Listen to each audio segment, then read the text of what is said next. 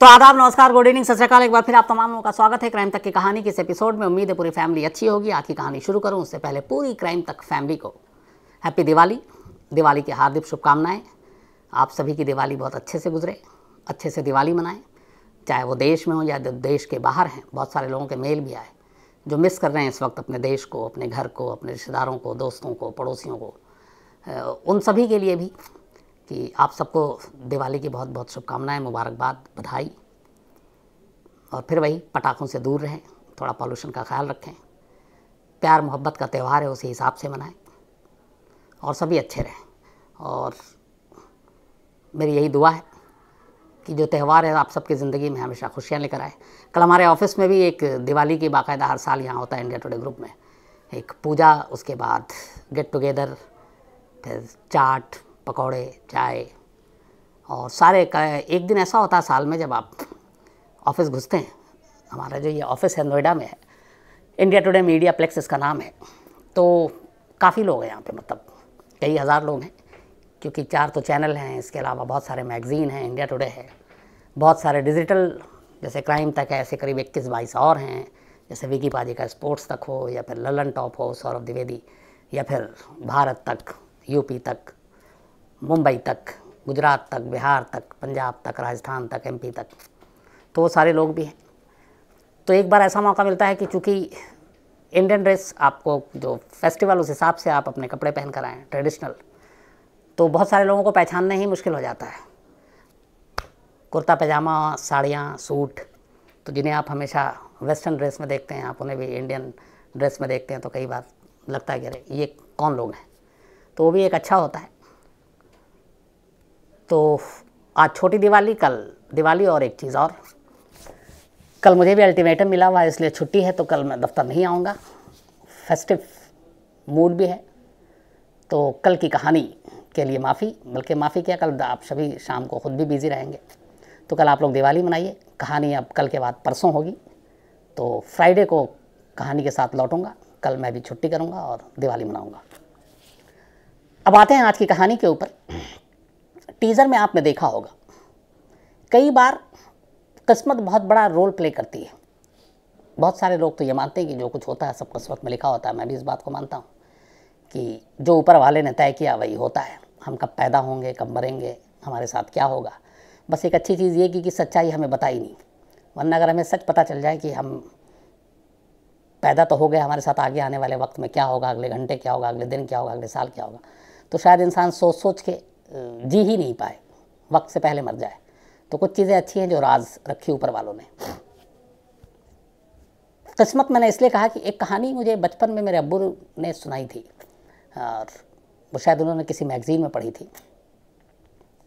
कहानी ये थी कि एक फ़ोटोग्राफ़र था और बहुत अच्छा फ़ोटो जर्नलिस्ट था वो। उसके फ़ोटो को कई इनाम भी मिले, लेकिन वो चाहता था कि इंटरनेशनल लेवल पे उससे कोई इनाम मिले उसकी फ़ोटोग्राफ़ी के लिए।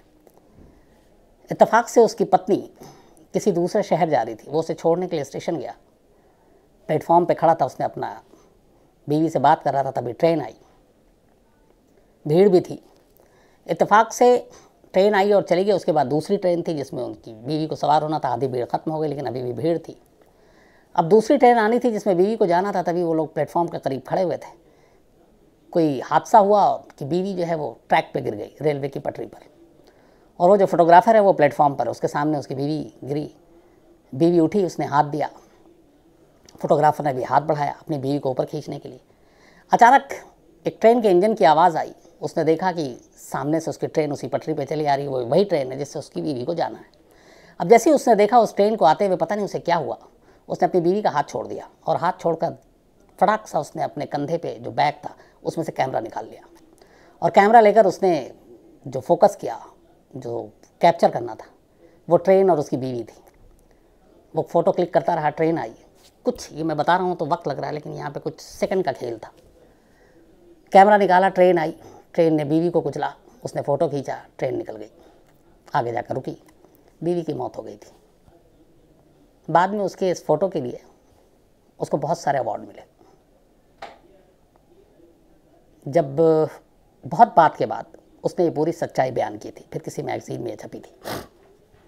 ये कहानी सुनाने का मकसद मेरा ये था कि कई बार किस्मत पता नहीं क्या क्या कराती है। अब अगर उसकी मौत इसी तरीके से लिखी थी तो वैसे ही होनी थी, चाहता तो पति हाथ खींच के बचा सकता था। आज की कहानी में भी एक ऐसा मोड़ आता है जिसे हम लोग बहुत लाइटली लेते हैं। बहुत सारी चीज़ें, इंटरनेट पैक, जिससे हम मोबाइल पे आप जैसे कहानी सुनते हैं या बाकी सारे सोशल मीडिया को आप देखते हैं, फेसबुक चलाते हैं, आप व्हाट्सएप चलाते हैं। अगर एक लड़की का इंटरनेट पैक उस रात ख़त्म ना होता और वो मैसेज उसके पास डिलीवर हो जाता तो शायद एक की जान बच सकती थी, लेकिन ऐसा हुआ नहीं।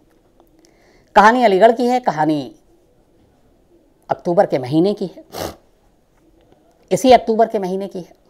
अब नवंबर शुरू हो गया है। अलीगढ़ में एक अग्रवाल परिवार रहता था जिसमें 2 भाई थे, अरुण अग्रवाल और तरुण अग्रवाल। और बात 13 अक्टूबर की है।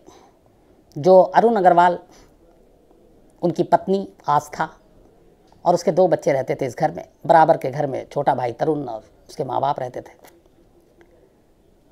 13 अक्टूबर की शाम को तरुण अग्रवाल अपने बड़े भाई अरुण अग्रवाल के घर जाता है और जैसे ही वो जाता है वो देखता है कि घर का दरवाज़ा बंद है और कोई है नहीं। दोनों बच्चे भी नहीं हैं, उसकी भाभी भी नहीं है। वो लौट आता है। अगले दिन वो सुबह फिर जाता है। सुबह जब जाता है तो देखता है कि फिर दरवाज़ा बंद है। अब वो दरवाज़ा खोल कर अंदर जाता है, क्योंकि उसके पास भी एक चाबी थी। दरवाज़ा खोल कर अंदर जाता है तो उसकी चीखें निकल जाती हैं।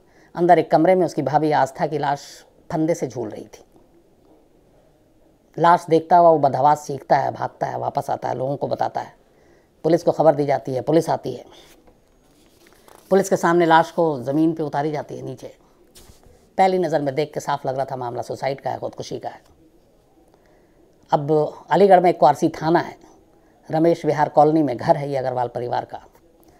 तो इन लोगों ने देखा कि जो लाश जहाँ पे टंगी हुई थी वो लाश असल में एक कमरे के पीछे वॉशिंग मशीन का एरिया था जहाँ कपड़े धुले जाते, और उसी के पास एक वेंटिलेशन के लिए जाल थी। उस जाल में एक फंदा का सिरा कसा हुआ था। पता चला कि अरुण घर पे नहीं था और अरुण की एक फैक्ट्री थी ऑक्सीजन की, और ये उसने ऑक्सीजन की फैक्ट्री शायद जब कोरोना में ऑक्सीजन की सारी चीज़ें होती तब उसने डाली थी। पुलिस को तफ्तीश में ये भी पता चला कई बार अरुण और आस्था की दोनों की लड़ाई होती थी मियाँ बीवी के, तो हमेशा अरुण जाकर अपनी फैक्ट्री में ही सो जाता था। अब बीवी की मौत हो गई, पति को खबर देनी है, भाई पति अपने को ढूंढ रहा है, भाई का कोई सुराग नहीं मिल रहा, मोबाइल स्विच ऑफ है, फैक्ट्री में भी नहीं है। पुलिस को भी लग रहा है कि वो कहाँ गायब हो गया। इधर पुलिस को लाश देखने के बाद एक शक होता है। जब आस्था की लाश को उतारी जाती है तो देखा जाता है कि उसके मुंह से ब्लड आ रहा, खून है, और खून का थक्का थोड़ा सा जमा हुआ है। अब पुलिस के लिए बड़ी अजीब चीज़ थी, खुदकुशी के दौरान में आमतौर पर ब्लड नहीं आता मुंह से। तो पहली नज़र में देख के पुलिस को लगा कि मामला गड़बड़ है, इसलिए फिर वैसे भी पोस्टमार्टम के लिए भेजना था तो पुलिस ने लाश को पोस्टमार्टम के लिए भेज दिया। जब पोस्टमार्टम के लिए भेजा तो फिर पता चला, जो रिपोर्ट आई, कि मौत फंदे पे झूलने से नहीं हुई, बल्कि मौत फंदे पे झूलने से पहले ही उसकी गला दबाकर की जा चुकी थी। और एक हैंगिंग की डेथ और एक स्ट्रैंगुलेशन, गला घोटना, इन दोनों में फ़र्क होता है, जो पोस्टमार्टम रिपोर्ट जिसका खुलासा कर देता है। तब पुलिस को ये क्लियर हो गया कि ये मर्डर है, पति गायब है। पहला शक अब उसी पर गहराता जा रहा है। फिर पुलिस ने कहा कि ये लेकिन क्यों, कैसे। फिर पुलिस ने छानबीन की तो पता चला 2008 में अरुण और आस्था की शादी हुई थी। अरुण बाद में, आस्था उसने डॉक्टरी की और उसकी सरकारी नौकरी भी लग गई। तो डॉक्टर आस्था जो है वो एक डॉक्टर थी। इनके 2 बच्चे हुए, ज़िंदगी ठीक ठाक चल रही थी। तो फिर अपनी बीवी का वो कत्ल क्यों करेगा, पुलिस के सामने ये सवाल था। और दूसरी तरफ अरुण मिल नहीं रहा है। अभी पुलिस इसी सारी उहापों में थी कि अचानक एक रोज़ एक लड़की पुलिस स्टेशन पहुंच जाती है, यही क्वारसी पुलिस स्टेशन। और पुलिस स्टेशन जाकर वो कहती है कि आस्था की मौत के बारे में उसे कुछ कहना है। जो आईओ थे वो आते हैं सामने, पूछते हैं कि क्या बात है। तब वो बताती है कि 12 अक्टूबर की रात आस्था ने उसे एक व्हाट्सएप किया था। ये जो लड़की थी ये आस्था की दोस्त थी, और उसने कहा कि करीब 8 बजे के आसपास उसने एक व्हाट्सएप मैसेज भेजा था, लेकिन मेरा इंटरनेट पैक जो है वो ख़त्म हो गया था, तो शायद वो मैसेज डिलीवर नहीं हुआ। सुबह मैंने उस व्हाट्सएप पैक को फिर रिचार्ज किया तो ये मैसेज डिलीवर हुआ, और उस मैसेज को जब मैंने पढ़ा तो उसमें आस्था ने लिखा था, my life is in danger, if I die kindly hand over the custody of my kids to my sister. यानी मेरी जान खतरे में है और अगर मुझे कुछ हो जाता है या मैं मर जाती हूँ तो मेरी दोनों बच्चों को मेरी बहन को सौंप देना। अब ये उसने अपने दोस्त को व्हाट्सअप मैसेज भेजा, लेकिन नेट पैक ख़त्म होने की वजह से वो वक्त पर डिलीवर नहीं हुआ और बाद में उसके दोस्त को पता चला कि उसकी तलाश मिली है और इसीलिए वो बदहवास पुलिस स्टेशन पहुंची।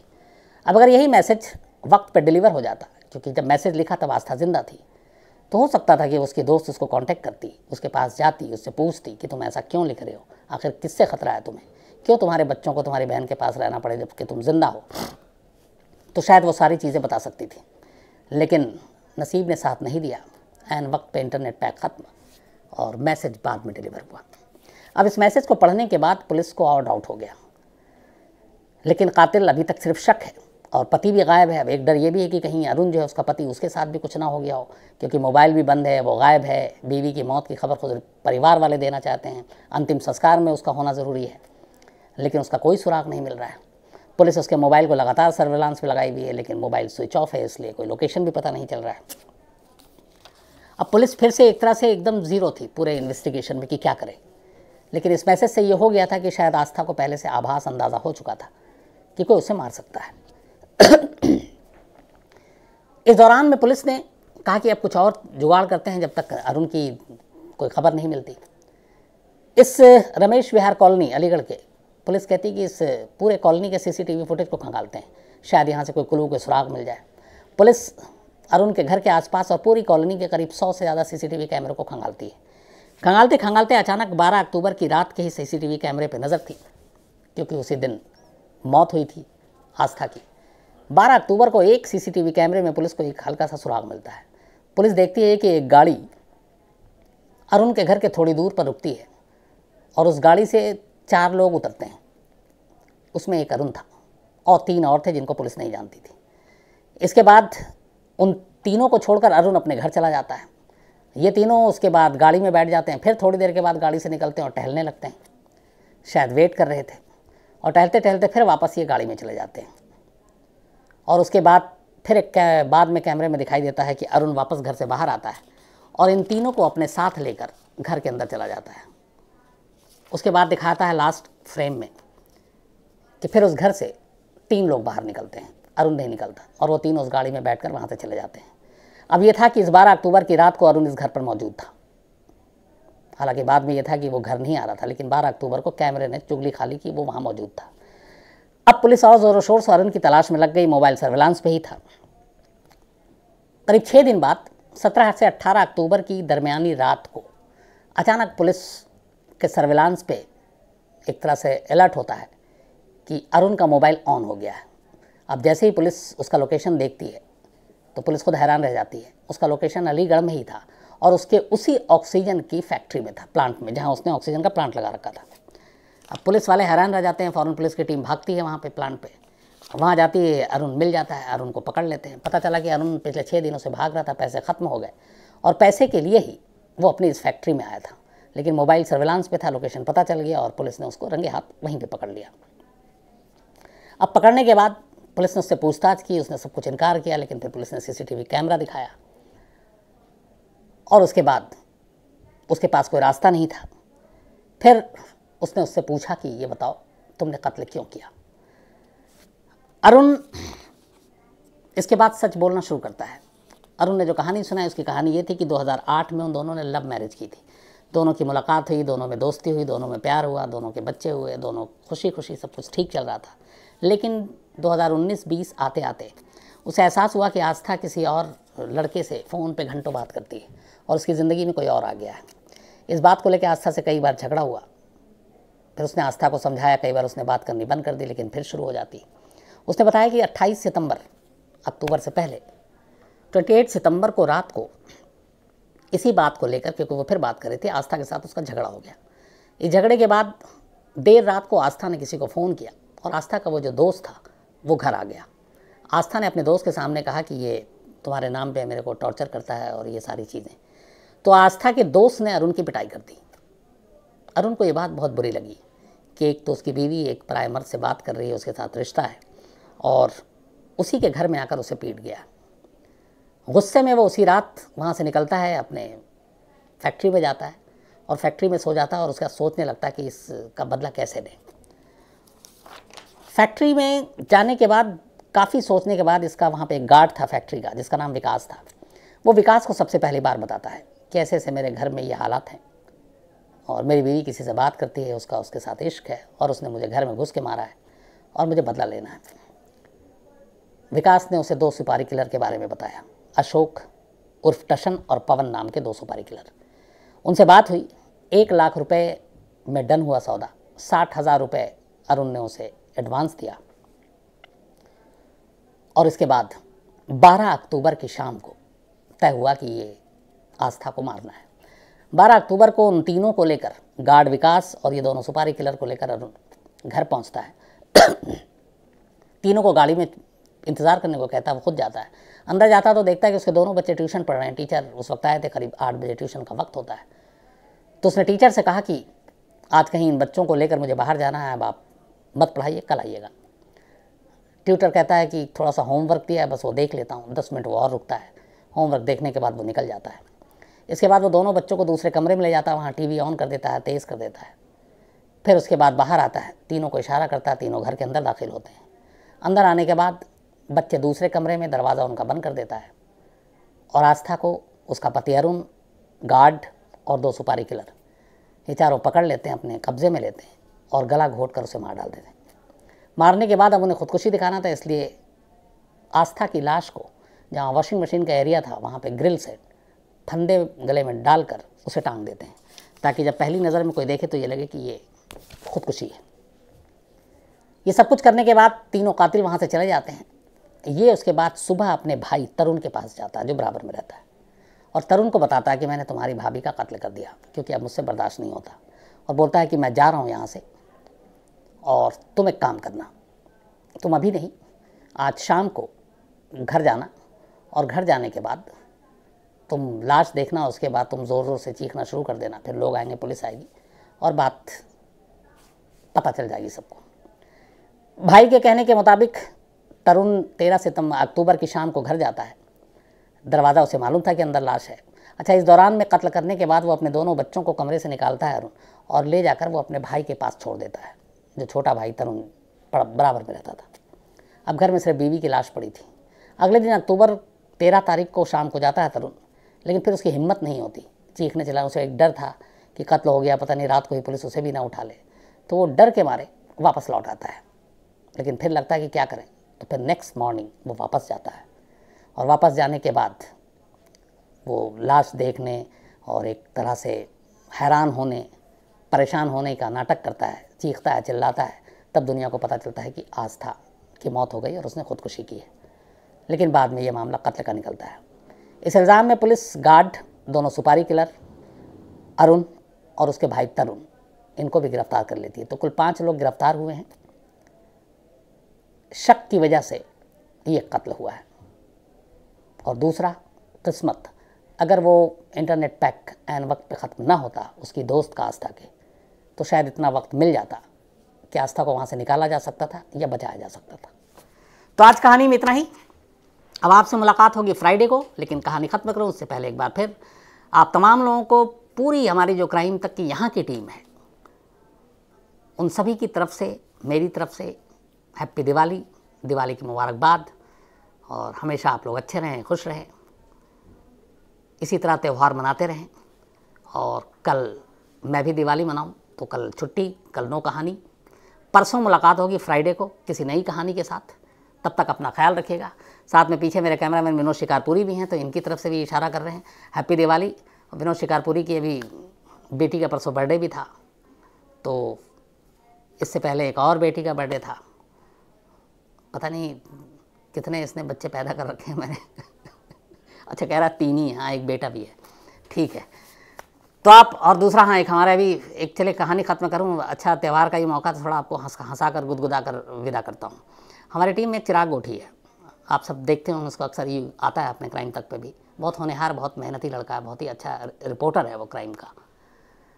तो क्या हुआ, लास्ट वीक की बात है, उसका मैसेज आया कि सर मैं बाप बन गया।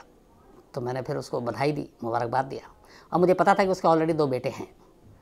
तो चूँकि एक बेटे के एडमिशन से भी मैं जुड़ा हुआ था, तो पता है फिर दूसरे का आया तो अब उसका कि उसका भी एडमिशन उसी स्कूल में सिबलिंग होने के नाते हो जाए, बड़ा मुश्किल होता है। खैर, तो वो मॉडल स्कूल में है। तो अब आया इसका कि तो हम सब ने, पूरी टीम ने, मैंने ग्रुप में भी डाल दिया। उसके बाद मैंने कहा भाई सभी चिराग को बधाई दे दो, तीसरी बार बाप बना है और तीसरा बेटा हुआ है। शायद उसे बेटी चाहिए थी, इस चक्कर में उसने तीसरा बेटा पैदा किया। तो खैर ये बात आई गई होगी। उसके बाद अचानक उसका फ़ोन आता है, सर ये कंपनी वाले तो कह रहे हैं कि जो ये डिलीवरी हुई है इसका इंश्योरेंस क्लेम नहीं कर सकते। तो मैंने कहा क्यों? कह रहा है सर वो शायद कोई रूल है कि 2 बच्चे के बाद तीसरे में आप क्लेम नहीं कर सकते। तो मुझे बड़े ज़ोर की हंसी आई। मैंने कहा कि तुमने कंपनी से ये इंश्योरेंस पॉलिसी पूछ के किया था ये तीसरा?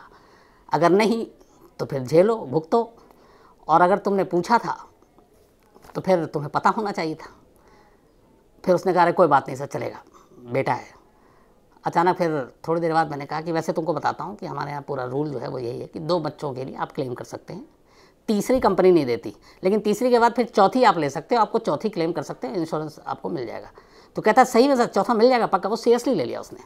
अब मुझे लगा कि कहीं इस मेरे चक्कर के कहने के चक्कर में फिर चौथी बार ना बाप बनने की तैयारी कर ले। तो फिर मैंने कहा नहीं ऐसा नहीं होता है। तो चिराग गोठी भी तीसरी बार बाप बना है। तो चलिए एक बार फिर से दिवाली की बहुत बहुत बधाई। अब आपसे मुलाकात फ्राइडे को। अपना ख्याल रखिएगा, अपनों का ख्याल रखिएगा। Thank you very much.